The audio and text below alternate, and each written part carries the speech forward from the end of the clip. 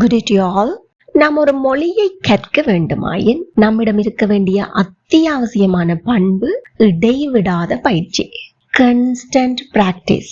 அந்த வகையில் நாம் தினமும் 10 வாக்கியங்கள் தமிழிலும் அவற்றை ஆங்கிலத்தில் எவ்வாறு சரளமாக பேசிடலாம் என்பது பற்றியும் பார்க்க போன்றோம். இவற்றை நீங்கள் தினமும் குறிப்பிட்ட நேரத்தை ஒதுக்கி பயிற்சி செய்வதன் மூலமும், இதே போல மேலும் வாக்கியங்களை உருவாக்கி பயிற்சி செய்வதன் மூலமும் சிறந்த பலனை பெற்றிட முடியும். One day you can be fluent in speaking English. If you have any doubt, you can comment it and definitely I will help you. Now let's move on to the practice. அது வரைக்கும் ஒண்ணுமே செய்யாதீங்க. அது வரைக்கும் இது எப்படி ஆங்கிலத்துல சொல்லலாம்? Until then. Until then. எல்லாரும் பாய்விட்டு சொல்லி பாருங்க. Very good. ஒண்ணுமே செய்யாதீங்க. செய்யாதீங்க. Don't do.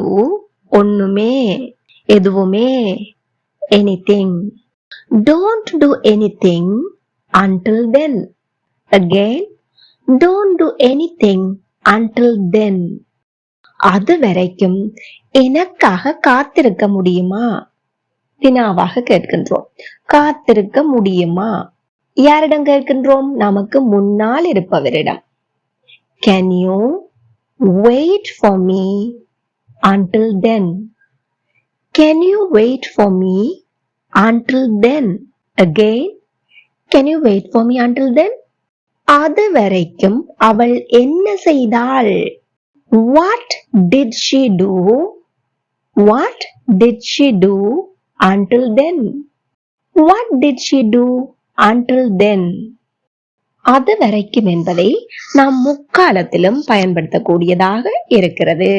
So, any tense plus until then என்றவாறு நாம் பொருள் கொள்ளலாம்.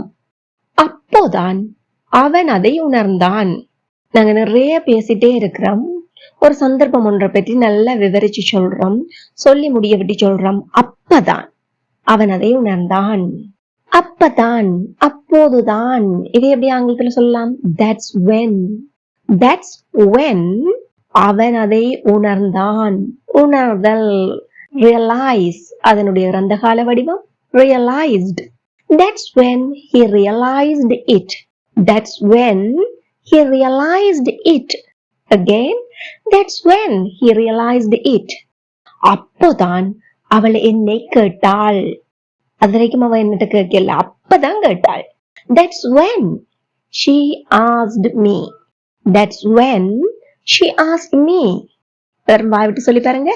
That's when she asked me. அப்போதான் அவர்கள் வீடு வந்தடைந்தார்கள். ஒரு சந்தர்ப்பம் ஒன்று சொல்லி இருக்கிறோம். அந்த சந்தர்ப்பத்துல அப்பதான் அவங்க வீடு வந்து சேர்ந்தார்கள். That's when they arrived home. That's when they arrived home. இங்க நாம் என்ன பார்த்திருக்கிறோம்? இந்த that's when என்பதுடன் இறந்த கால வடிவத்தை பயன்படுத்துகின்றோம். Past tense. இது வரைக்கும் நான் எல்லாவற்றையும் புரிந்து கொண்டேன். ஒரு இடத்தை பாயிண்ட சொல்றோம், சொல்லி இது வரைக்கும் நான் எல்லாவற்றையும் புரிந்து கொண்டேன். கடந்த காலத்தை பற்றி சொல்கிறோம். Until now, இது வரைக்கும். Until now, I understood everything. Until now, I understood everything. எல்லாரும் சொல்லி பாருங்க. Very good. இது வரைக்கும் அவள் சுவையான உணவு சுவைத்திருக்கல. அதாவது ஒரு கடந்த கால அனுபவத்தை பற்றி சொல்றோம். எல்லாருக்குமே தெரியும், நம்முடைய அனுபவத்தை சொல்வதற்கு நாங்க பெர்ஃபெக்ட் டென்ஸ் பயன்படுத்துவோம். இதுல இன்னும் ஒரு அர்த்தம் நீங்க விளங்கி கொள்ளையிலும். இப்ப அவ சுவைச்சிட்டா, சுவையான உணவை சுவைச்சிட்டா. ஆனா இது வரைக்கும் அவ சுவைக்கவே இல்லை. அப்ப அது இப்ப நடைபெற்ற செயலுக்கு முன்னர் நடைபெற்ற, ஆனால் நடைபெற்று முடிந்த ஒரு செயல். அப்போ கடந்த காலத்து அனுபவம் பாஸ்ட் பெர்ஃபெக்ட் டென்ஸ்ல சொல்வோம். Until now, she hadn't tasted delicious food. Until now, she hadn't tasted delicious food. அதனால தான் இங்க நாங்க பாஸ்ட் பெர்ஃபெக்ட் டென்ஸ் பயன்படுத்துகின்றோம். சுவைத்தல் என்ற செயலும் முடிவடைந்து விட்டது. இதுவரைக்கும் சுவைத்ததே இல்லை, சுவைத்திருக்கல்ல என்ற செயலும் முடிவடைந்த செயல்தான். எது முதல் ஏற்பட்டுள்ள அனுபவம்? சுவைத்திருக்கல்ல என்பது. Until now, she hadn't tasted delicious food.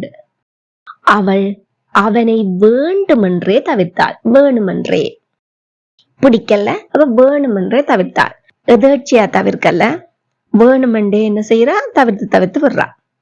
வேண்டுமென்றே deliberately, deliberately. எல்லாரும் வாய் விட்டு சொல்லி பாருங்க. Very good. Deliberately. She ignored. தவிர்க்கிறத சொல்வோம். Ignore அதனுடைய இறந்த கால வடிவம். Ignored. She ignored him deliberately.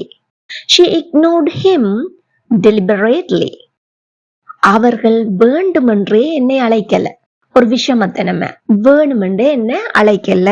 ஒரு விருந்து வச்சாங்க, ஆனா அதுக்கு என்ன அழைக்கல. ஏன்? விஷமத்தனம். They didn't invite me deliberately. They didn't invite me deliberately. Again, they didn't invite me deliberately. ரொம்ப அழகா இருந்துச்சா? இந்த வீடியோ பிடிச்சிருந்தா மறக்காம ஒரு லைக் பண்ணுங்க. இப்போது நீங்கள் செய்ய வேண்டியது என்ன? இங்க நாம் பயன்படுத்தியுள்ள until then, that's when plus past form, until now plus past or past perfect tense and deliberately இவற்றை பயன்படுத்தி நடைமுறையில் பயன்படுத்தக்கூடிய வாக்கியங்களை உங்களால் முடிந்தவரை உருவாக்கி பாருங்க. ஏதாவது சந்தேகங்கள் இருப்பின் மறக்காம கமெண்ட் பண்ணுங்க. இந்த வாக்கியங்களையும் முடிந்தவரை கமெண்ட் பண்ண ட்ரை பண்ணுங்க. It will be helpful for other viewers and if you have any mistake, I can correct it for you. இதே போல மேலும் பல பயனுள்ள வீடியோக்களை பார்வையிட இந்த சேனலை இப்பவே சப்ஸ்கிரைப் பண்ணி அருகே உள்ள பெல் ஐக்கனை அழுத்தி கூடவே ஆல் என்கின்ற ஆப்ஷனையும் select பண்ணிக்கொள்ளுங்கள். Thank you for watching.